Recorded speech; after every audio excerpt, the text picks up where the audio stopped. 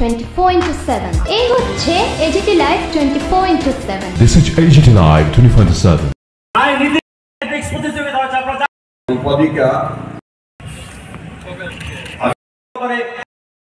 আপনার সুখে দুঃখে আমাদের পূর্ব আসন মানুষ আছেন, গণতান্ত্রিক চেতনা সংগঠন লোকজন আছেন যারা ওই আমাদের দেশের যে ঐতিহ্য সেই ধর্ম পরিত্যাগ করে হাজার হাজার দলিত মানুষকে নিয়ে তিনি বুদ্ধ ধর্ম অনুরাগী হলেন কেন? তিনি নিজেই সমালোচনা করেছেন হিন্দু ধর্মের বিরুদ্ধে। কোথায় এই ধর্ম? তো আমরা যারা দলিত, মথিত, পেছনে পড়া, অর্থনীতি থেকে আরম্ভ করে সংস্কৃতি, কৃষ্টি এবং সামাজিক সব দিক থেকে আমরা অবহেলিত, বঞ্চিত, নিপীড়িত, আমাদের দিকে তো এই ধর্ম ফিরে তাকায় না। তাহলে এই ধর্মের স্বার্থ তলায় আমাদের বেঁচে থাকবার অধিকারই তো এখানে বিপন্ন। সেদিক থেকে এই ধর্ম ছেড়ে তিনি বুদ্ধ ধর্ম অবলম্বন করেছেন। কই তার জন্য তার নাগরিকত্বের অধিকার থেকে হরণ করতে পারেনি? তাই যদি হতো তাহলে আমাদের দেশের সংবিধান তৈরি করার যে আপনার কমিটি, সেই কমিটির চেয়ারম্যান তিনি কি করে হতেন? তিনি তো কেন্দ্রীয় সরকারের মন্ত্রীও ছিলেন। কাজেই ধর্ম পরিবর্তন করলে আপনি অধিকার হারাবেন, এ তো হতে পারে না। কাজে এই জায়গাটাতে মূল কথা হচ্ছে রাষ্ট্রের কোনো ধর্ম থাকবে না, সমস্ত ধর্ম রাষ্ট্রের চোখের সমান। বিশেষ কোনো ধর্মের প্রতি রাষ্ট্র বা রাষ্ট্রের নেতৃত্ব বিশেষ আনুকূল্য, অনুরাগ দেখাতে পারবেন না। রাষ্ট্রপতি, প্রধানমন্ত্রী তিনি ধর্মের অনুরাগী হতেই পারেন, কিন্তু সমস্ত আচরণ করবেন নিজের বাড়িতে। তার মনে রাখতে হবে তিনি রাষ্ট্রের গুরুত্বপূর্ণ পদাধিকারী এবং তার বাহ্যিক এই ধর্মাচরণের মধ্য দিয়ে সাধারণ মানুষের মধ্যে ভুল বার্তা যেতে পারে, এটা করা যাবে না। বাড়িতে করবেন। আমাদের দেশের প্রধানমন্ত্রী নরেন্দ্র মোদী মানছেন এটা। রাম মন্দির উদ্বোধন থেকে শুরু করে নতুন পার্লামেন্ট ভবন দরকার ছিল না। 550 জন সদস্য, 543 জন সরাসরি নির্বাচিত হন, বাকিরা মনোনীত হন। কিন্তু এই পার্লামেন্ট ভবনে 600 মতো মানুষ বসতে পারে, বসার ক্ষেত্রে কোনো সমস্যা ছিল না। তাহলে নতুন বাড়িটা কেন? নাম খোদাই করতে হবে। এই বাড়ি যখন তৈরি হলো না, সামনে ভোট, নিজের দিকে সমস্ত প্রচারের আলো কেন্দ্রীভূত করবার জন্য এই ভবন থেকে উদ্বোধন করলেন। তা তো ধর্মীয় অনুশাসন মেনে। ভাবটা এরকম যেন রাজার অবর্তমানে রাজপুত্র রাজসিংহাসনে বসতে যাচ্ছেন, তাতে গিয়ে রাজার অবর্তমানে রাজার দণ্ড রাজপুত্রের হাতে এই রাজ পরিবারের যিনি বা যারা পূজারী তারা এটা তুলে দেবে। আমরা দেখলাম স্বাধীন ভারতবর্ষে প্রথম নতুন আমাদের পার্লামেন্ট ভবন উদ্বোধন করতে গিয়ে প্রধানমন্ত্রী এই কাণ্ডটা করলেন। তাহলে সংবিধানের বিরুদ্ধে আক্রমণটা কে করল? গণতান্ত্রিক দৃষ্টিভঙ্গি সম্পন্ন আমাদের যে ধর্ম নিরপেক্ষতার আদর্শ, তার উপর কে আক্রমণ করল? প্রধানমন্ত্রী। সবচেয়ে বড় কথা, আমাদের দেশের সংবিধানের 14 নম্বর ধারায় নাগরিকত্ব পেতে গেলে পরে যে সমস্ত বিষয়গুলো উল্লেখ করা হয়েছে, ধর্মের কোনো প্রশ্ন নাই। এখন এই বিজেপি সরকার পাকিস্তান, আফগানিস্তান, বাংলাদেশ, সেখান থেকে যারা ভারতবর্ষে আসবেন একটা নির্দিষ্ট সময় উল্লেখ করে বলেছেন মুসলমান ছাড়া বাকি যারা অন্য ধর্মের লোক তাদেরকে নাগরিকত্ব দেওয়া হবে, কিন্তু মুসলমানদের দেওয়া হবে না। তার অর্থটা কি? তাহলে সংবিধানের 14 নম্বর ধারাকে উপেক্ষা করে তা বলে যে আইনটা সংশোধন করলেন, তাতে সংবিধানের মৌলিক যে ভিত্তিটা তাকে আঘাত দিয়ে চূর্ণ বিচূর্ণ করে ধর্মকে নাগরিকত্ব পাওয়ার ক্ষেত্রে অন্যতম প্রাক শর্ত করে ভারতবর্ষের মানুষকে ধর্মের ভিত্তিতে বিভক্ত করে দিচ্ছেন কে? আরএসএস নিয়ন্ত্রিত বিজেপি সরকার। তাহলে এই যে ধর্ম নিরপেক্ষতার মতাদর্শ, যাকে ভিত্তি করে আমাদের দেশের একতা, সংহতি, সার্বভৌমত্ব রক্ষা করে আমরা এগিয়ে যেতে চাইছি, পৃথিবীর দরবারে ভারতবর্ষকে প্রথম সারির অন্যতম একটা রাষ্ট্র হিসেবে প্রতিষ্ঠিত করতে চাইছি, এই মানুষকে যদি ধর্মের ভিত্তিতে ভাগ করে দেই তাহলে কি করে এটা সম্ভব হবে? কে করছেন এটা? বিজেপি করছে, আরএসএস, বিজেপি, বিশ্ব হিন্দু পরিষদ, এরা করছে। কাজে এই জায়গায় দাঁড়িয়ে রাজনৈতিক দল ধর্মের ভিত্তিতে তৈরি করা যাবে না। ভোটের লড়াইয়ে ধর্মের উস্কানি দিয়ে ভোট যাওয়া যাবে না। যদি ধর্মের উস্কানি দিয়ে কেউ ভোট পেয়ে নির্বাচিত হন, এর বিরুদ্ধে যদি কেউ কোর্টে যায়, প্রমাণ যদি করা যায় তথ্য দিয়ে, এবং এ যদি প্রতিষ্ঠিত হয়, তাহলে যিনি জিতলেন এটা বাতিল হয়ে যাবে। যাকে পরাস্ত করে জিতলেন তাকেই নির্বাচিত বলে ঘোষণা করা হবে, অথবা নতুন করে নির্বাচন হবে। 52 সালের পর থেকে ভারতবর্ষে যাবৎ এই ধরনের মামলা বহু হয়েছে। দাঁড়িয়ে আপনাদের কাছে, বিশেষ করে আমাদের বিধানসভার নির্বাচনের চাইতেও এই লোকসভার নির্বাচন অনেক বেশি গুরুত্বপূর্ণ। দেশ যদি ঠিক না রাখা যায়, আপনি রাজ্য কি করে ঠিক রাখবেন? রাজ্যে আজকে যে পরিস্থিতি চলছে, অরাজকতা, এর থেকে আপনি উদ্ধার চান, বেরিয়ে আসতে চান, সভা শুনতে পর্যন্ত আসতে ভয় পান। আমি তো উল্লেখ করলাম আপনাদের এই সবার কোথায়, এটা তৈরি করা না। এই অবস্থা যদি পরিবর্তন চান, তাহলে দিল্লির তো পরিবর্তন করতে হবে, সাহস করে বেরোতে হবে। আমরা এই কেন্দ্রে যার সমর্থনে এই সভাটার আয়োজন করেছি, ভারতীয় জাতীয় কংগ্রেস প্রার্থী, আমাদের ত্রিপুরা প্রদেশ কংগ্রেস কমিটির বর্তমান সভাপতি, এক সময় বিধায়ক ছিলেন একাধিকবার, শ্রীযুক্ত আশিস হাত চিহ্ন। আমি বিশেষ করে মার্কসবাদী কমিউনিস্ট পার্টির বন্ধুদের বলবো, কোনো দিন তো আমরা হাত চিহ্ন ভোট দিইনি, এখন আমাদের বলছেন হাত চিহ্ন ভোট দিতে হবে। কংগ্রেসে তো কোনোদিন কাস্তাতুরি তারকা চিহ্ন ভোট দেয়নি। গত বিধানসভার নির্বাচনে এই কেন্দ্রে তো কিছু হলো, কংগ্রেসের বন্ধু আপনাদের ভোট দিয়েছে। তাহলে আপনারা কেন এই পরিস্থিতি দেশের স্বার্থে, রাজ্যের স্বার্থে, আপনার স্বার্থে, জনগণের স্বার্থে আওয়াজ উঠেছে, আপনি যদি ওটা মানে ধরে বসে থাকেন, না না কাস্তাতুরি তারকা ছাড়া কোথাও ভোট দেবো না, যাবোই না ভোট দিতে, ভুল করবে, তাহলে সুবিধা হবে কার? বিজেপির সুবিধা। এটা তো ব্যক্তি আশিসার প্রশ্ন না, এটার সঙ্গে রাষ্ট্রীয় স্বার্থ, জাতীয় স্বার্থ, দেশের স্বার্থ, এই প্রশ্নগুলো ওতপ্রোতভাবে যুক্ত। এটা মাথায় রাখতে হবে। কাজে সেখানে সংকীর্ণতার কোনো সুযোগ নাই, রাজনীতিতে সংকীর্ণতার কোনো সুযোগ নাই, শেষ বলে কোনো কথা নাই। প্রতিদিন, প্রতিনিয়ত আন্তর্জাতিক পরিস্থিতির প্রেক্ষাপটে জাতীয় পরিস্থিতির মতো পরিবর্তন হচ্ছে, তার প্রতিফলন রাজ্যে রাজ্যে ঘটছে। তার থেকে দাঁড়িয়ে বাস্তবতার মাটিতে আপনাকে সিদ্ধান্ত নিয়ে অগ্রসর হতে হবে। তাই আপনাদের কাছে বলছি, ওই সংকীর্ণ দৃষ্টিতে নিজেকে আবদ্ধ রাখবেন না, করবেন না। আমি বিশেষ করে বলবো কমিউনিস্ট পার্টির সমর্থক যারা, আপনারা তো করবেন না, পৃথিবীটা অনেক বড় আপনাদের কাছে। সেই ভাবনা নিয়ে এই নির্বাচনী সংগ্রাম খুঁজবার চেষ্টা করবেন না। আমরা যে বেরোচ্ছি, আশিস বাবু প্রার্থী কোথায়, কংগ্রেসের বন্ধু, আমরাই কে যাবো, যাবেন? আশিস বাবুর বন্ধুদের যদি সংখ্যা এখানে কম থাকে তাতে অসুবিধা কি? আমরাই তো তাকে প্রার্থী বলে সমর্থন করেছি। আপনি বসে থাকবেন নাকি? আপনি যাবেন, বাড়িতে যাবেন। আমরা ভারতের কমিউনিস্ট পার্টি মার্কসবাদীর তরফ থেকে একটা লিফলেট বের করেছি, বাড়িতে বাড়িতে যাবেন। তাতেও তো আশিস বাবুর কথা বলা হচ্ছে, সবার কথা বলা হচ্ছে। কে দেবে? বলে গেছেন কে ঠিক করবে? আপনারা করবেন। পোস্টার কে লাগাবে? আমরা তো আশিস বাবুর জন্য পোস্টারও ছাপিয়ে দিচ্ছি প্রত্যেক বিধানসভা কেন্দ্রে। কে লাগাবে? আশিস বাবু লাগাবেন, আপনি সিপিআইএম করে আপনি লাগাবেন না, লাগাবেন। এই জায়গায় ঠিক আছে, কংগ্রেস দলের বন্ধুরা তাদের ঝান্ডা নিয়ে মিছিল করবেন, আপনারা সিপিআইএম এর বন্ধুরা আপনারা আপনাদের দলের ঝান্ডা নিয়ে মিছিল করবেন, তাতে তো আপত্তি কেউ করছে না। এই যে নির্বাচনী কাজগুলো, এগুলো করতে হবে, সংকীর্ণতার কোনো সুযোগ নেই। যারা এখনো জড়তায় ভুগছেন, যারা এখনো এই বিষয়ে দ্বিধা দ্বন্দ্বে আছেন, আমি তাদের কাছে বিশেষ করে আবেদন করব, এটা সময়ের দাবি, পরিস্থিতির চাহিদা। এতে সাড়া দিতে না পারলে জনগণ থেকে বিচ্ছিন্ন হয়ে যাবে। জনগণ থেকে যদি বিচ্ছিন্ন হয়ে যান, আপনি সমাজ পরিবর্তনের জন্য বিপ্লবী সংগ্রামের কথা বলছেন, সেই সংগ্রামে মানুষ পাবেন কোথেকে?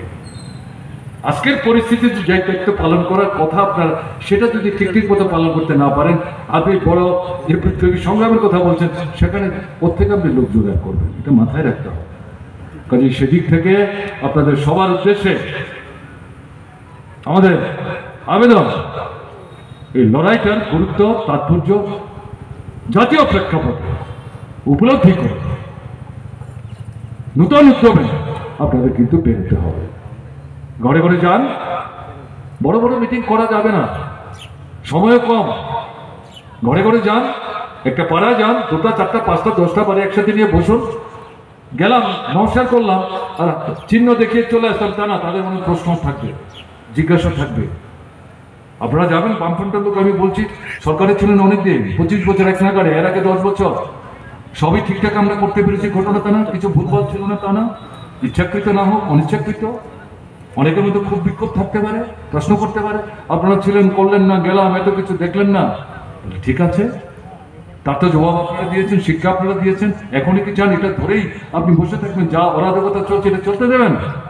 বুঝাতে হবে, রেগে ক্ষুব্ধ হয়ে বিনয়ের সাথে জয় করতে হবে, সঙ্গে নিতে হবে। চলুন একসাথে নতুন ভাবে আমরা এগোতে চাই, এই দৃষ্টিভঙ্গি নিয়ে কথা বলতে হবে। 2 মিনিট 4 মিনিট 5 মিনিট না, এটা মাথায় রেখে আপনারা অগ্রসর হবেন। এবং এই যে বিধানসভা কেন্দ্র, এই কেন্দ্রে গত 23-এর নির্বাচনে সিপিআইএম এর প্রার্থী যে ভোট নিয়ে জয়যুক্ত হয়েছেন তার থেকে দ্বিগুণ ভোটে আশিস সাহা হাত চিহ্নে যাতে এখান থেকে ভোট পেয়ে বেরিয়ে দিতে পারে, তার দায়িত্ব আপনারা গ্রহণ করবেন। এই আবেদন আপনাদের কাছে রেখে আমি আমার এতক্ষণ যে আপনাদের সঙ্গে কথা বললাম, আপনারা শুনলেন, আমাকে বলবার সুযোগ দিলেন, তার জন্য আপনাদের সকলের প্রতি আন্তরিক কৃতজ্ঞতা প্রকাশ করে আমি আমার বক্তব্য শেষ করছি। ভালো থাকবেন, আমার নমস্কার। রক্ষা করা যাবে কিনা এই প্রশ্ন এবারকার নির্বাচনকে সামনে রেখে আমাদের সামনে উপস্থিত হয়েছে।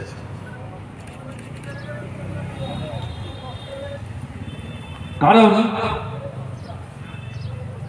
আরএসএস নিয়ন্ত্রিত বিজেপি সরকারের 10 বছরের একটানা শাসনে যে নীতি, যে দৃষ্টিভঙ্গি, কার্যক্রম নিয়ে বিজেপি সরকার চলবার চেষ্টা করছে,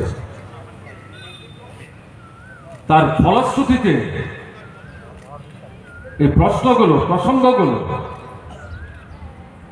আমাদের সামনে এসে উপস্থিত হয়েছে। তার সাথে আরো প্রশ্ন, মানুষ হিসেবে ধর্ম, বর্ণ, সম্প্রদায় নির্বিশেষে সম্মান নিয়ে, মর্যাদা নিয়ে, খেয়ে পরে অস্তিত্ব আমরা রক্ষা করতে পারবো কিনা।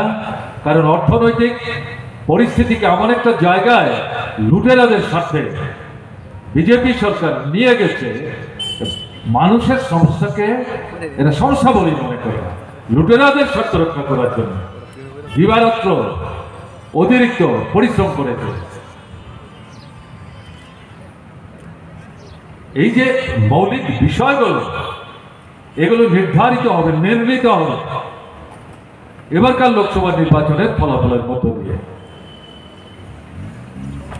যদি বিজেপি কৌশল করে, কায়দায় করে আবার তৃতীয়বারের জন্য ক্ষমতায় ফিরে আসতে পারে, তাহলে যে মূল বিষয়গুলো আপনাদের সামনে আমি উপস্থিত করার চেষ্টা করলাম, এগুলো ধ্বংস হয়ে গেল।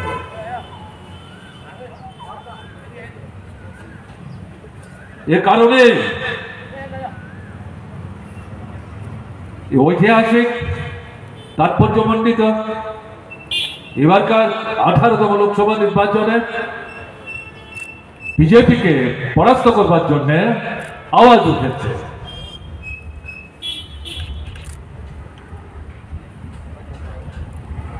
গণতন্ত্রের মূল কথা,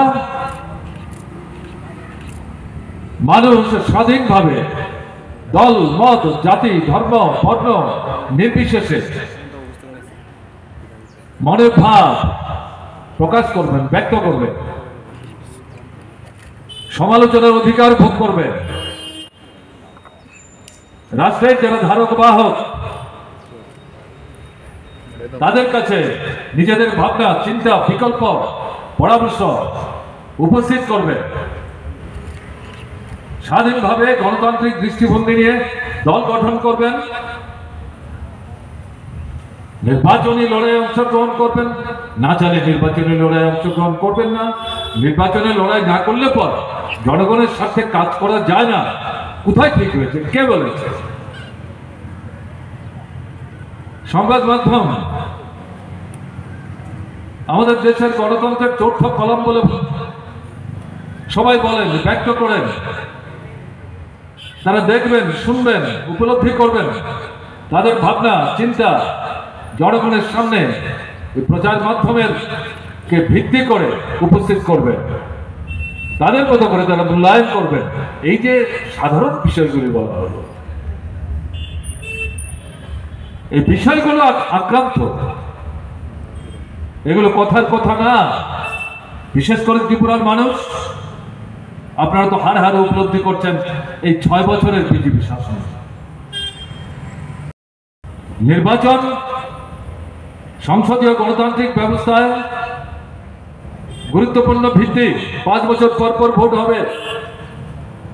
এই নির্বাচন যাতে নিরপেক্ষ দৃষ্টিভঙ্গি নিয়ে একটি প্রতিষ্ঠান পরিচালনা করতে পারে, নিয়ন্ত্রণ করতে পারে, সরকারের নির্দেশে না চলে, স্বাধীন মুক্ত বিহঙ্গের মতো, তার জন্য আমাদের সংবিধান এই নির্বাচন কমিশনকে স্বাতন্ত্র রক্ষা করে নির্বাচন পরিচালনার প্রশ্নে কতগুলো অধিকার দিয়েছে। এবং তাদের মূল দায়িত্ব হচ্ছে শাসক দল, অশাসক দল সবাইকে সমান অধিকার দিতে হবে। শাসক দলকে বিশেষ সুযোগ, অশাসক দল যারা, বিরোধী দল যারা, তাদেরকে সুযোগ থেকে বঞ্চিত করে চলতে পারে না। যারাই এই অধিকারের উপর আক্রমণ করবে তাদের বিরুদ্ধে আপাত দৃষ্টিতে যতই শক্তিশালী তাদের মনে হোক না কেন, তাদের বিরুদ্ধে নির্বাচন কমিশন দৃঢ়, বলিষ্ঠ, কঠোর সিদ্ধান্ত গ্রহণ করবে। আমাদের দেশের নির্বাচন কমিশনের অবস্থাটা কি?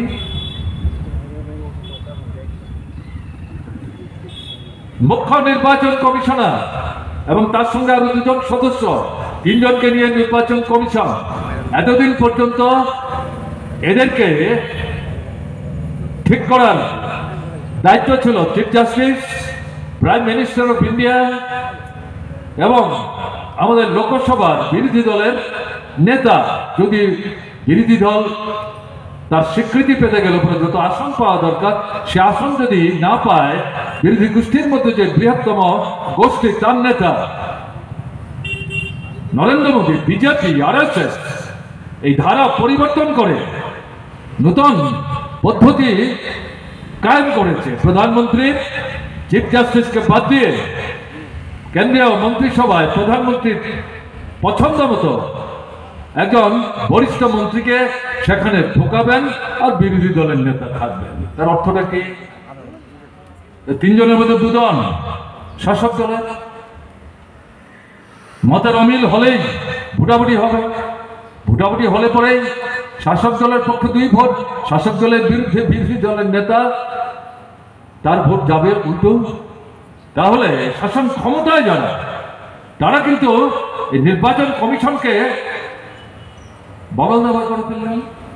এই কমিশন নিরপেক্ষ দৃষ্টিভঙ্গি নিয়ে যে নির্বাচনের মধ্য দিয়ে রাষ্ট্রের সরকার তৈরি হবে, সেই নির্বাচন কতটা যথার্থ হবে এই প্রশ্ন উঠে।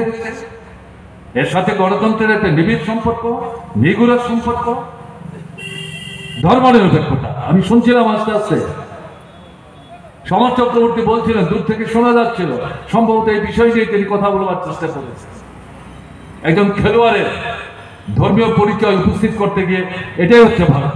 আমি সেখানে যাচ্ছি না। ধর্মনিরপেক্ষতার মূল কথা কি? ধর্ম নিরপেক্ষতা মানে কিন্তু ধর্মের বিরোধিতা না। এটা আমাদের বিরুদ্ধে মানুষকে বিভ্রান্ত করবার জন্য প্রতিক্রিয়াশীল শক্তি RSS, বিজেপি সহ জনগণের মধ্যে এই কুৎসিত ব্যাখ্যা উপস্থিত করার চেষ্টা করে। না, ধর্ম নিরপেক্ষতা ধর্মের বিরোধিতা না। আমাদের দেশে সংবিধানে ধর্ম নিরপেক্ষতার অন্তর্ভুক্ত হওয়ার পেছনে ঐতিহাসিক কারণ হচ্ছে, ধর্মের কথা বলে ভারতবর্ষের জনগণকে 2 ভাগে বিভক্ত করে পাকিস্তান, হিন্দুস্তান রাষ্ট্র তৈরি করে দিয়ে গেছে ব্রিটিশ সাম্রাজ্যবাদ। স্বাধীন যে ভারতবর্ষ, হিন্দু, মুসলমান, বৌদ্ধ, খ্রিস্টান, শিখ, ইসাই বিভিন্ন ধর্মের মানুষ আছে। আর যাতে ধর্ম, বর্ণ, সম্প্রদায়ের কথা বলে ভারতবর্ষকে ভেতর থেকে বাইরে থেকে কেউ টুকরো করতে না পারে, ভাগ করতে না পারে, আমাদের দেশের একতা, সংহতি, সার্বভৌমত্ব আমরা যাতে বজায় রেখে মাটির তলার সম্পদ, মাটির উপর সম্পদ, মানব সম্পদ, এই তিন মহা সম্পদকে ঐক্যবদ্ধ করে তার উপর ভিত্তি করে পৃথিবীর দরবারে ভারতবর্ষকে সামনের সারির অন্যতম রাষ্ট্র হিসেবে আমরা প্রতিষ্ঠিত করতে পারি, এই দৃষ্টিভঙ্গি নিয়ে ধর্ম নিরপেক্ষতার মতাদর্শ গ্রহণ করা হয়েছে। তার মূল কথা কি? ধর্ম যার যার, আপনি চাইলে ধর্ম করতে পারেন, না চাইলে আপনি ধর্ম নাও করতে পারেন। তাতে আপনার নাগরিকত্বের অধিকারে আঘাত আসবে না, ভোটের অধিকারে আঘাত আসবে না। আপনি একটা ধর্ম করছেন, আপনি চাইলে ধর্ম পরিবর্তন করুন, অন্য আরেকটা ধর্ম নিতে পারেন, তাতেও আপনার অধিকারের উপর আঘাত আসছে না। আমি যে সংবিধানের কথা বলছি, এই সংবিধান প্রণেতা কমিটির যিনি চেয়ারম্যান ছিলেন তিনি ডক্টর বাবা সাহেব আম্বেদকর। আমাদের ছেলে মেয়েদের লেখাপড়ার যে পাঠ্যপুস্তক, তাতেও বলা হয়েছে ধর্মের বিষয়বস্তু তার মধ্যে নিয়ে ঘাটাঘাটি করা যাবে না। বড় হোক, বুঝবার ক্ষমতা অর্জন করো, ভালো মন্দ বিচার করার ক্ষমতা অর্জন করো, তখন তারা ঠিক করবে, ধর্ম নিয়ে পড়বে, বুঝবে, যা চিন্তা করবে কোন ধর্ম করবে কোন ধর্ম করবে না, তারা ঠিক করবে। কিন্তু পাঠ্যপুস্তকের মধ্যে যাদের নিয়ে আমরা অ আ ক খ 1 2 3 4 ABCD 1 2 3 4 এর মধ্য দিয়ে আস্তে আস্তে বড় করছে, তাদের মাথায় এই ধর্মের পোকাটা কেন আমরা ঢুকিয়ে দেব? এই হচ্ছে ধর্ম নিরপেক্ষতা। সমস্তটা জিনিসের বিরুদ্ধে কে আক্রমণ সংগঠিত করছে? RSS নিয়ন্ত্রিত বিজেপি। কাজে এই যে কথাগুলো আপনাদের সামনে আমরা বলছি, এগুলি তৈরি করা কথা, কল্পিত কথা, কষ্টকল্পিত চিন্তা। এই জায়গায় RSS নিয়ন্ত্রিত বিজেপি ভারতবর্ষকে নিয়ে যাওয়ার চেষ্টা করছে। একে যদি রোখা না যায়, ভারতবর্ষের অস্তিত্বই বিপন্ন হবে। আজকে কি দেখা যাচ্ছে? নির্বাচন এটা প্রহসনে পরিণত করে ফেলেছে বিজেপি। আমাদের ত্রিপুরার অভিজ্ঞতা কি? 18 নির্বাচনের পর 18তে যদি বামফ্রন্ট সরকারেরা থাকে, তাহলে তো বিজেপি সরকারই আসতে পারে না, কারণ বামফ্রন্ট সরকার গণতন্ত্রের পূজারী। আমি আজকে দেখলাম তাদের কোন নেতা বলছেন বামফ্রন্ট থেকে গণতন্ত্র ধ্বংস করেছে, এখন নাকি ত্রিপুরায় গণতন্ত্রের জন্য, দেশে গণতন্ত্রের জন্য বামফ্রন্ট হাহাকার করছে। যেই ভদ্রলোক বলছেন তিনি তো ইতিহাসের বিকৃত বক্তব্য উপস্থিত করছেন, তিনি ভুলে যাচ্ছেন কোন সময়ে বিজেপি এই রাজ্যের সরকারে আসে। এরপর থেকে পঞ্চায়েত থেকে আরম্ভ করে পঞ্চায়েত, নগর, এডিসি, লোকসভা এবং 2023-এর বিধানসভা নির্বাচন, সব মানুষ ভোট দিতে পেরেছে, নির্বিঘ্নে ভোট দিতে পেরেছে। দেশের বিভিন্ন রাজ্যে দেখা যাচ্ছে সরকারের থেকে বিজেপি পরাস্ত হচ্ছে, অথবা সরকারের বাইরে থেকে সরকার আসবার চেষ্টা করছে কিন্তু সংখ্যাগরিষ্ঠতা অর্জন করছে না। এরকম জায়গায় কোটি কোটি টাকা খরচ করে বিরোধী দলের প্রার্থীদের কিনে নিয়ে বাজারে লাখ ওমরের মতো এরা সরকার দখল করছে অথবা সরকারের টিকে থাকছে। এটা কোন গণতন্ত্র? তো প্রহসন কে করছে? বিজেপি করছে, RSS করছে। টাকা কোত্থেকে আসছে? ওই যে আপনারা শুনেছেন ইলেকশন বন্ড, প্রথম থেকে আমরা বিরোধিতা করেছি। কিন্তু দুর্নীতি, কালো টাকাকে সাদা করে রাস্তা, বিজেপির তহবিলে টাকা নিয়ে যাওয়ার ব্যবস্থা, 500 পৃষ্ঠার দলিল বেরিয়েছে, সুপ্রিম কোর্টের নির্দেশে এটা অ্যানালাইসিস করে মানুষ দেখাচ্ছেন এখন পর্যন্ত যত টাকা এই নির্বাচনী বন্ডের মাধ্যমে বিভিন্ন দলের তহবিলে দিয়েছেন তার মধ্যে বড় অংশ হচ্ছে কালো টাকা। তার 48 থেকে 52 লাখ টাকা বিজেপির তহবিলে গেছে। সেই টাকা খরচ করে দল ভাঙিয়ে MLA MP কিনে বেচে এরা সরকারের টিকে থাকবার চেষ্টা করছে। আপনি জানেন এই নির্বাচন অর্থ কি? এর জন্য ব্রিটিশ হারিয়েছেন, এর জন্য এই সংবিধান তৈরি করেছেন। আমরা এই কারণে প্রশ্নগুলো আপনাদের সামনে উপস্থিত করছি। এটা মনের খায়েশ থেকে না, বাস্তবের মাটিতে দাঁড়িয়ে দৈনন্দিন জীবনের তিক্ত অভিজ্ঞতা থেকে এই কথাগুলো কিন্তু আপনাদের সামনে উপস্থিত করা হচ্ছে। এটা সাধারণ নির্বাচন, সাধারণ নির্বাচন। কি হচ্ছে? আজকে পত্রিকা খুলে দেখবেন শহরে এর প্রান্তে ওই প্রান্তে দুটো মেয়েদের ভিতরে কি চলছে, কোথায় আছি আমরা? চাকরি চূড়ান্ত দুর্নীতি চলছে ত্রিপুরা। পার্মানেন্ট রেসিডেন্ট সার্টিফিকেট বাইরের রাজ্য থেকে টাকার বিনিময়ে এসডিএম অফিস থেকে কিনে নিচ্ছে, ধরা পড়েছে। পশ্চিমবাংলার দুটো জেলা, উড়িষ্যার দুটো জেলা আরএসএস করে, সেখান থেকে আরএসএস এসে এখানে বিজেপির জন্য কাজ করে, টাকার বিনিময়ে তাদেরকে এনেছে, ইন্টারভিউ দিয়েছে। এখন জয়েন করতে গেলে পর পার্মানেন্ট রেসিডেন্ট সার্টিফিকেট দিতে হবে, সেই সার্টিফিকেট সংগ্রহ করছে তেলিয়াপাড়ার এসডিএম অফিস থেকে ধরা পড়েছে। এসডিএম অফিসের যে কর্মী তার গর্দান কাটছে, তাহলে এসডিএম এর কি হলো? এসডিএম এর উপর যে ডিস্ট্রিক্ট ম্যাজিস্ট্রেট তার কি হলো? তারা রেহাই পেয়ে যাবেন। এরাই চাকরি পাচ্ছে, ঠিকানা লুকিয়ে রাখছে। কোথায় চাকরি? এই 100, 150, 200 নিয়মিত চাকরি কিছু হচ্ছে এখানে সেখানে কালে ভদ্রে, বাকি তো চাকরি নাই, দেশেই চাকরি নাই, দেশেই তো চাকরি নাই। অগ্নিবীর শুনেছেন, সেনাবাহিনী এদের নিয়ে ছেলে খেলা করছে, যারা বুক চিতিয়ে বিদেশি শক্তির হাত থেকে দেশের স্বাধীনতা রক্ষা করার জন্য লড়াই করে জীবন দিচ্ছে, তাদেরকে নিয়ে ছেলে খেলছে। আমরা প্রথম থেকে বিরোধিতা করেছিলাম। আজকে দেখলাম গতকালকে কংগ্রেস দলের নির্বাচনী ইশতেহার তারা যা প্রকাশ করেছেন, যোগদান বিষয়ে কথা বলতে গিয়ে এই অগ্নিবীর বাতিল করবেন তারাও বলতে বাধ্য হয়েছে। আমরা প্রথম থেকে বলছি বেআইনি, এটা হতে পারে না। সৈন্যবাহিনীর ছেলেদের নিয়ে এরকম কাণ্ড হতে পারে। আমি বিস্তৃত বলছি না, কিন্তু কথাগুলি কিছু না বললে তো আপনারাই বলেন কি হলো, আসলাম আপনার কথা শুনবার জন্য, ঠিকই তো কিছু তো বলতে হবে। এটা খুব খারাপ অবস্থার মধ্যে আমরা চলছি। কৃষি, কৃষক, শ্রমিক, শ্রমজীবী মানুষ, উপজাতি, তফসিলি, ওবিসি, সংখ্যালঘু, ছোট বাজারি ব্যবসায়ী আক্রান্ত অর্থনৈতিক দিক থেকে।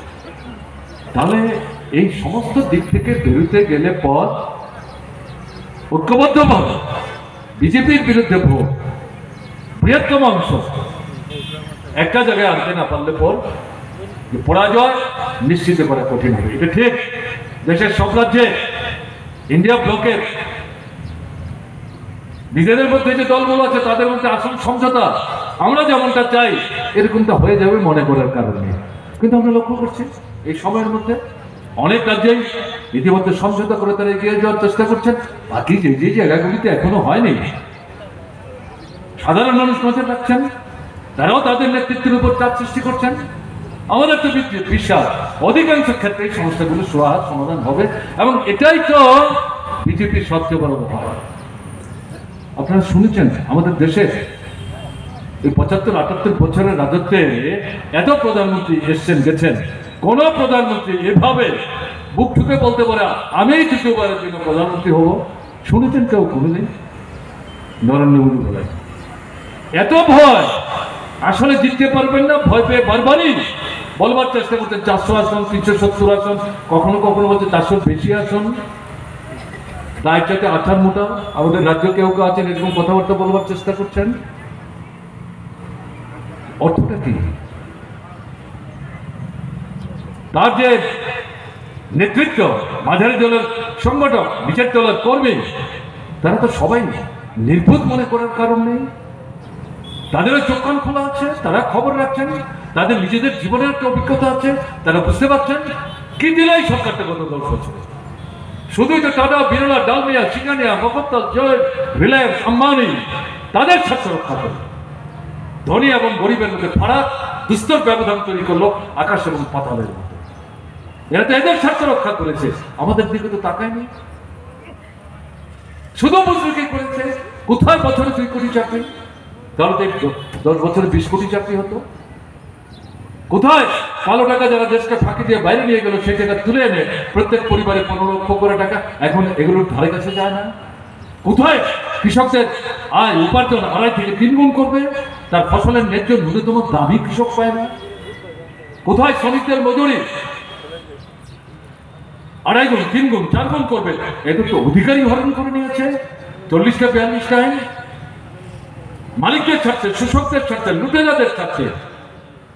নতুন করে আইন তৈরি করে এদেরকে পায়ের তলায় চাপিয়ে রাখার জন্য ব্যবস্থা করেছে। কাজে এই যে পরিস্থিতি চলছে, আমাদের মায়েদের বোনেদের মূল্যই তাদের কাছে তফসিলি উপজাতি ওবিসি এদেরকে এরা 2 নম্বর 3 নম্বর নাগরিক মনে করে।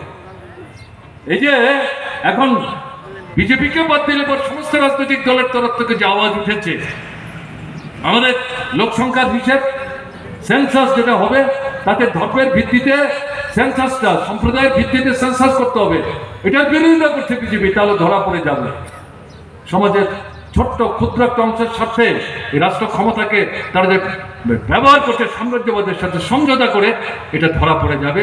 কাজে এটাকে ঢেকে রাখবার জন্য বিরোধিতা করার চেষ্টা করছে।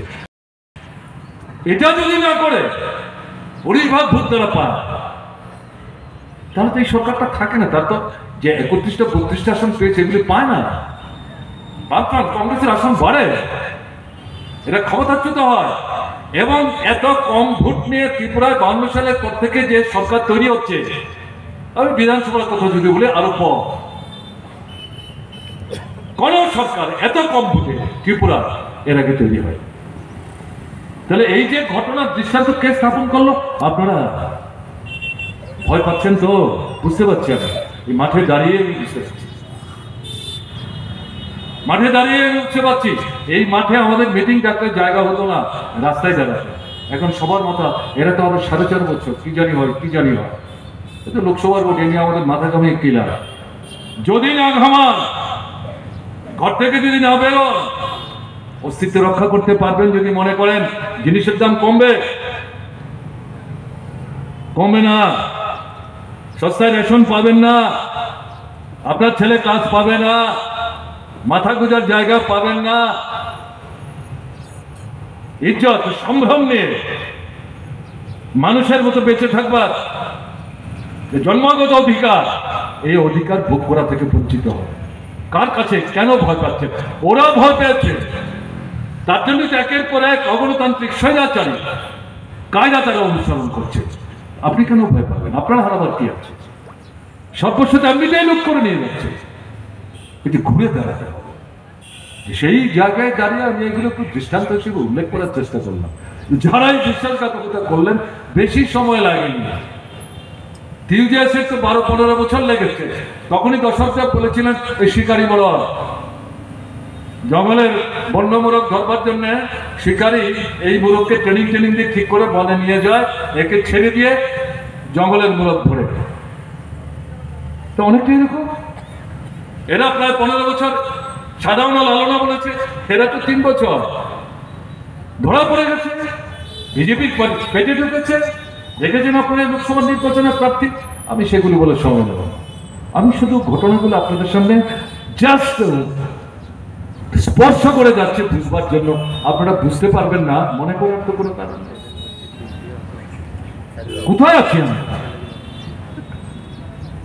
এই অবস্থা থেকে ত্রিপুরাকে বের করে আনতে গেলে পর দেশের যে লড়াইটা চলছে, এই লড়াইয়ে তো বিজেপিকে ক্ষমতাচ্যুত করতে হবে। তার সঙ্গে আমাদের এখানে 2টো এমপি আসনের প্রশ্ন যুক্ত। এটা ভাবনায় রেখে আপনার যে অধিকার, সেই অধিকার সাহসের সাথে ঘর থেকে বেরিয়ে আপনাকে প্রয়োগ করতে হবে। ত্রিপুরা রাজ্যের সরকারটা কোথায়? সরকারই তো নাই,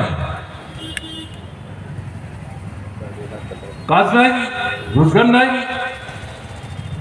কেনবার ক্ষমতা নাই, অনাহার মৃত্যু, সন্তান বিক্রি, গোটা পরিবার আত্মহত্যা করছে। খবর নিচ্ছে কেউ? কাজের জন্য বাইরে যাচ্ছে, ওখানে গিয়ে বেগুড়ে মারা যাচ্ছে, মৃতদেহ বাড়িতে ফিরে আনতে পারছে না। খবর নিচ্ছে কেউ? খবর নিচ্ছে না তো। রাস্তাঘাট ভেঙে চলছে, বিদ্যুতের খুঁটি পড়ে আছে, তুলবার লোক নাই, পানীয় জলের কল চলে না, সেচের মেশিন চলে না। এই 6টা বছর এরা করলোটা কি? এখন দেখলাম এডিসি ওদেরই শখের পছন্দের যে তীব্রতা তারাই চালাচ্ছে। এরা ওখানে কর্মচারীদের বেতন প্রথম 7 দিন 10 দিন পেরিয়ে গেলেও দিতে পারছে না। ব্যাপারটা কি? বামফ্রন্ট সরকারের সব এরকম ঘটনা ঘটেছে? কেউ বলতে পারবেন? কেউ বলতে পারবেন? টাকা যাচ্ছে কোথায়? হচ্ছে নাকি? জঙ্গলের শাসন চলছে। আমার আগে কংগ্রেস দলের পক্ষ থেকে আমার ভগিনী যে বক্তৃতা করছিল, বিশেষ করে 23-এর নির্বাচনের পর যেটা আমরা লক্ষ্য করছি, আক্রান্ত মায়েরা বোনেরা পুলিশের কাছে গেল, পুলিশ মামলায় নিতে চাইছে না, বলছে কি হবে মামলা করে?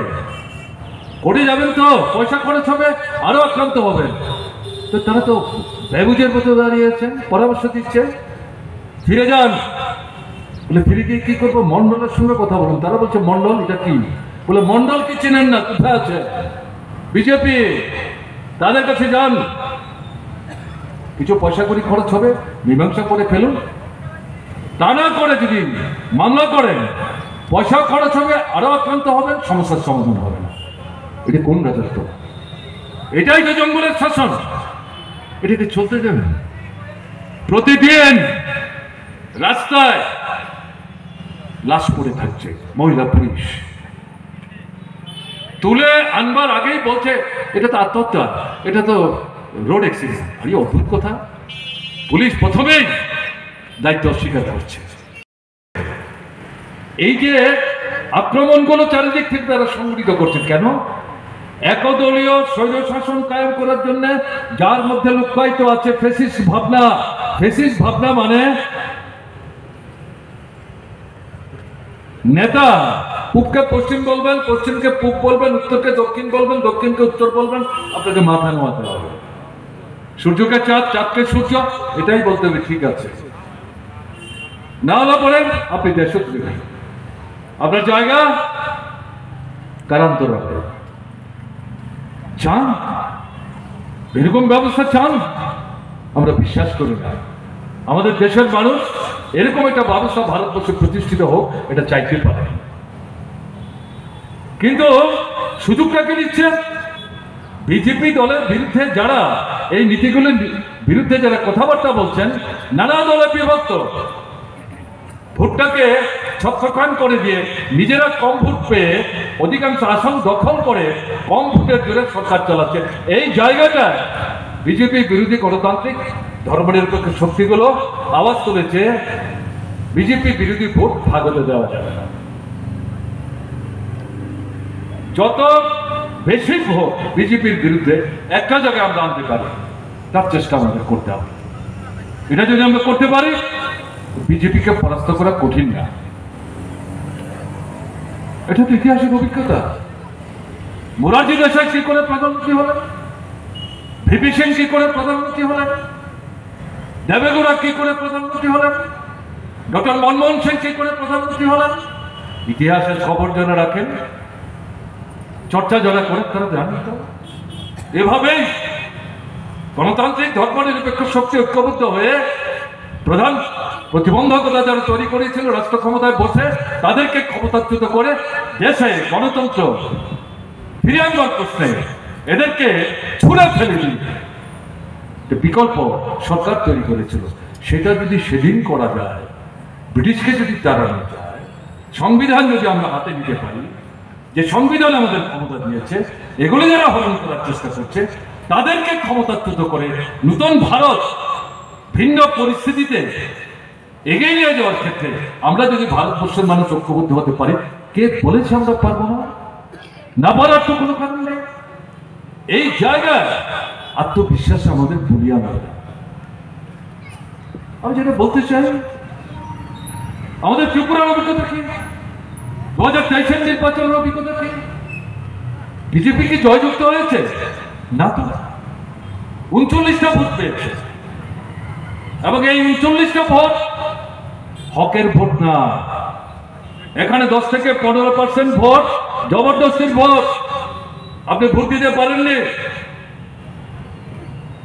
বাড়ি থেকে বেরোতে দেয়নি, ভোট দিতে গিয়ে আক্রান্ত হয়েছেন, ভোট দিতে ঢুকেছেন, মুখোমুখি দাঁড়িয়ে আপনাকে বলছে ওই জায়গায় টিকতে হবে, না হলে পরে কিন্তু বাড়িতে ফিরে যেতে পারবেন। এটাই তো ঘটনা।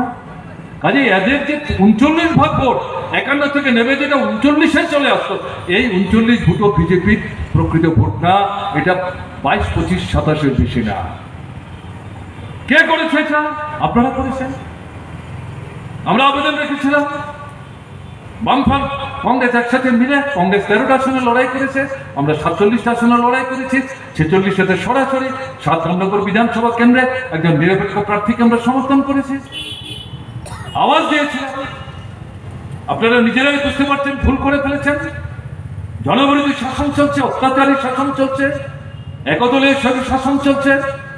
বাঁচতে চান, অস্তিত্ব রক্ষা করতে চান, এদেরকে ছুড়ে ফেলুন। এটা বিকল্প সরকার তৈরি করার চেষ্টা করুন, গণতান্ত্রিক, ধর্মনিরপেক্ষ, জনমুখী। মানুষ এই আহ্বানে সাড়া দিয়েছেন। এই যে বিধানসভা কেন্দ্রে যখন মিটিং করছি আমরা, ঘর থেকে বেরোতে পারেনি মানুষ 5 বছর। এই কেন্দ্রে যিনি এক সময় এই বিধানসভা বিজেপি শাসনের প্রথম স্পিকার ছিলেন, তাকেই তো পরাস্ত করেছেন আপনারা। রামুকে আপনারা জয়যুক্ত করেছেন। কজন চিনে রামুকে? এটা সাধারণ গরিব ঘরের, অন্যের বাড়িতে কাজ করে কোনো মতো ছেলেটাকে বড় করেছেন, সেই ঘরের সন্তান না। ঠিক মতো দাঁড়িয়ে আমি দেখেছি এই মাঠে দাঁড়িয়ে প্রথম যখন তাকে বক্তৃতা মঞ্চে তুলে দিয়ে বললাম বলো, সে তো খাবি খাচ্ছিল। কি বলবো? আরে তুমি মাস্টার, ছাত্র পড়া? বলো আমি তো ছাত্র পড়াই, কিন্তু আমি তো এইভাবে মিটিংয়ে কথা বলতে অভ্যস্ত না। যা পারো তাই বলো। মানুষকে প্রতি তুমি শ্রদ্ধা জানো, তাকেই তো আপনারা দিতেছেন। কে বলেছে আপনারা পারেন না? যদি আরেকটা দল বামফ্রন্টের বিরুদ্ধে আলখাল্লা করে, জনগণের মধ্যে যে বামফ্রন্ট বিরুদ্ধে ক্ষোভ বিক্ষোভ তাকে আঁচ করতে পেরে বামফ্রন্ট বিরোধী কথা বলে, বিশেষ করে উপজাতিদের ভোট যাতে বামফ্রন্টের দিকে আসতে না পারে তা আটকাবার জন্য 42 আসনে প্রার্থী দাঁড় করিয়ে দিল। 20 আসনে রিজার্ভ আছে উপজাতিদের, বাকি 42টা আসনে উপজাতিদের জন্য রিজার্ভ না, 2-3টা আছে তফসিলিদের জন্য রিজার্ভ। ইডি এনফোর্সমেন্ট ডাইরেক্টরেট দুর্নীতির বিরুদ্ধে ব্যবস্থা নেওয়ার জন্য প্রতিষ্ঠান। রেভিনিউ ট্যাক্স আদায় করা ঠিক মতো আদায় হচ্ছে কি হচ্ছে না, কে দিচ্ছে দিচ্ছে না দেখবার জন্য দপ্তর। CBI, central bureau of intelligence স্বাধীন। ইলেকশন কমিশনের মতো আমাদের সংবিধান নিরপেক্ষতা বজায় রেখে এই 3টে প্রতিষ্ঠান যাতে ভূমিকা নিতে পারে রাষ্ট্রকে মজবুত করবার জন্য, এদেরকে এখন দেখা যাচ্ছে বিজেপি ব্যবহার করছে তাদের রাজনৈতিক স্বার্থ চরিতার্থ করবার জন্য। বিশেষ করে এদের বিরুদ্ধে যারা আওয়াজ তুলেছে সারা ভারতবর্ষে, পরাস্ত করো, বিকল্প জনমুখী একটা গণতান্ত্রিক দৃষ্টিভঙ্গি সম্পন্ন ধর্ম নিরপেক্ষতার আদর্শে যারা বলিয়ান, এরকম একটা সরকার তৈরি করো। এদের নেতাদেরকে বাছাই করে করে তাদের কণ্ঠ স্তব্ধ করবার জন্য অথবা জেলখানায় তারা নিক্ষেপ করবার চেষ্টা করছে, ব্যবহার করছে এই সংস্থাগুলোকে। এটা কোন গণতন্ত্র? পার্লামেন্ট সংসদীয় গণতান্ত্রিক ব্যবস্থার গুরুত্বপূর্ণ প্রতিষ্ঠান। এটা শুধু ভোট দিয়ে এমপি তৈরি করা না। এই পার্লামেন্টের মধ্যে শাসক দল বিরোধী দল কথা বলবে, শাসকরা সংখ্যায় বেশি, বিরোধীরা সংখ্যায় কম, তার জন্যই তারা বিরোধী। কিন্তু বিরোধীরা সংখ্যায় কম বলে তাদের কথা শাসকরা শুনবে না, এটা তো হতে পারে না। এটা তো গণতন্ত্র না। এরা তো জনগণের প্রতিনিধিত্ব করছে, জনগণের ভাবনা চিন্তা এর পরিপ্রেক্ষিতে তাদের নিজেদের জীবনের যে অভিজ্ঞতা তাকে পাথয় করে পার্লামেন্টের মধ্যে তারা কথা বলবেন, হয় পার্লামেন্ট অথবা রাজ্যসভা, আপার হাউস লোয়ার হাউস। শাসক দলের দায়িত্ব হচ্ছে নিজেরা কম কথা বলে বিরোধীদের কথা বলতে দেওয়া, বিরোধীদের দৃষ্টিতে শাসক দলের দুর্বলতা কোথায়, খামতি কোথায়, ঘাটতি কোথায়, কি করা উচিত, মানুষ কি ভাবছেন, তাদের অবস্থান সম্পর্কে এটা জানবার চেষ্টা করা। এটা গণতান্ত্রিক দৃষ্টিভঙ্গি। এবং তার উপর ভিত্তি করে শাসক দল যদি সত্যিই গণতান্ত্রিক হয়, সংখ্যা গরিষ্ঠতার জোরে যা কিছু সিদ্ধান্ত নিতে পারলেও তারা বাস্তব দৃষ্টিভঙ্গি নিয়ে নিজেদের উপস্থাপিত কর্মসূচি এই সমস্ত আলোচনা শোনার পর সংশোধন করতে পারে। আমরা তো রাজ্য বিধানসভায় চালিয়েছি। আজকে আপনাদের এই কেন্দ্রের যিনি প্রার্থী তিনি এসছেন, তিনি বলবেন, তাকে জিজ্ঞেস করে দেখবেন তো। সংখ্যা জুড়ে তারা যখন বিরোধী দলে বসে বামফ্রন্ট সরকারের সমালোচনা করে বিকল্প প্রস্তাব রাখতেন, বহু প্রস্তাব সংখ্যা জুড়ে পাস না করে স্থগিত করে নতুন কমিটি তৈরি করে তাদের কাছে পাঠিয়ে সময় নিয়েছি আমরা। তাদের অনেক পরামর্শ মনে হয়েছে এগুলো সঙ্গত, তাদের সঙ্গে কথা বলে আমরা গ্রহণ করছি। দিস ইজ ডেমোক্রেসি, এটাই গণতন্ত্র। এখন কি হচ্ছে পার্লামেন্টে, কি হচ্ছে আপনারা দেখেছেন এই লাস্ট সেশনগুলো। তার আগে 146 জন এমপি লোকসভায় রাজ্যসভায় বের করে দিল। সংসদ চলাকালীন সময়ে ঢুকার অধিকার নাই। আর এই সময় একটার পর একটা কালো আইন যা ব্রিটিশ সাম্রাজ্যবাদ তৈরি করেছিল আমাদের দেশের স্বাধীনতা সংগ্রামকে পর্যদস্ত করার জন্য, স্বাধীন ভারতবর্ষের সুপ্রিম কোর্ট বিচারপতিরা বারবার প্রশ্ন তুলেছেন, এই আইনগুলো কেন আমরা এখনো বাঁচিয়ে রেখেছি, এগুলো কেন আমরা বাতিল করছি না। এর রেস ধরে উল্টো দেখা গেল বিজেপি সরকার এই কালো আইনকে আরো শক্তিশালী করলো। গণতান্ত্রিক আন্দোলন, জনগণের আন্দোলন দাবিয়ে রাখার জন্য এই কালো আইন পাশ করে